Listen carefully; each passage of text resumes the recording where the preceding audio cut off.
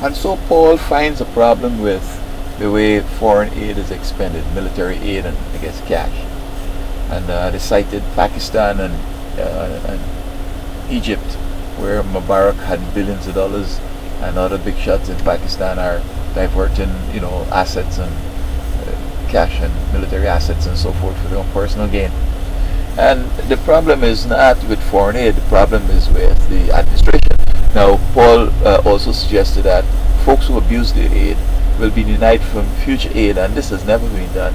And yet, probably every year, from every aid package, people are stealing. I think the solution to this, and the whole problem is that whoever's administrating aid don't seem to understand what aid should do and what it's about, etc. If they were to have a better policy and strategy, I think it would work. First of all, when you give aid or you give gifts to people, American law is such that you could ask back for it anytime. Now, if the person it's a contract or no contract. If the person had done something for it and you had given them this money, then it wouldn't be a gift, it would be more like they've earned it. But it's a gift, and therefore you could always cancel a gift, or you could ask for it in return, to ask for it to be returned.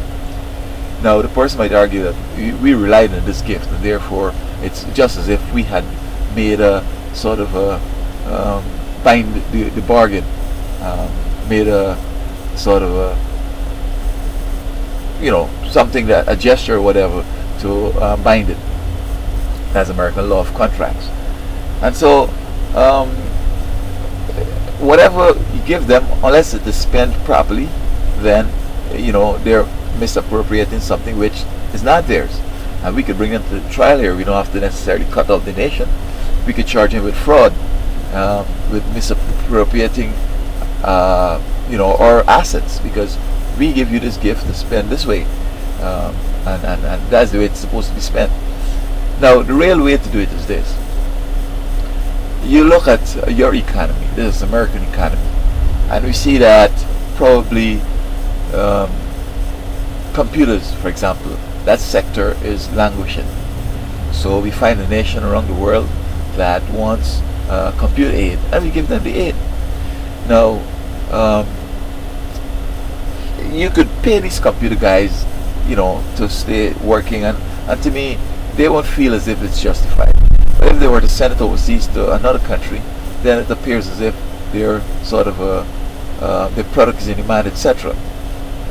Even with chicken, you could do the same thing. Eggs, any surplus or anything like that, you could send it to a nation. That's one way. We know we send military assets. They can't misappropriate it, and the cash rarely should go, because you can't give them cash to go and smoke, or go and take out some nice ladies, expensive girls, or go and do a facelift, or go on vacation over somewhere. You give them this money so that they could buy from America, because of course they may not necessarily have a need for computers or for eggs or chicken, but we have here whatever they want to spend that money on. So instead of giving them cash, we give them credit. So they right across here, and they see what they need, and we ship it, and we pay whoever ships the thing the cost. So while it would be assisting the economy, and people would be working, and we'd be getting taxes, you're almost going to get back your money, because if the multiply effect is, say, 10 times, and this is just an illustration that is not too exact, but the point is, though, if it's when we spend that $1 billion for foreign aid, and they buy things here, and that 10 billion or that $1 billion is spent 10 times, so you have 10 billion, and taxing this money as it go along, you probably should get back your $1 billion, because if the tax is only 10%, you get back 1 billion, but the tax code seems to be anyway from 30% up, I think, so you could get 3 billion back. But then of course people are going to do financial planning and a whole bunch of things, so you're guaranteed to get back your $1 billion.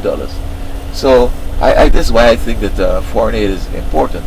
Not that you're just being altruistic and stupid, but you're looking at, you could stimulate the economy, you could help some friends who are going to appreciate the help, and it could make a real big difference.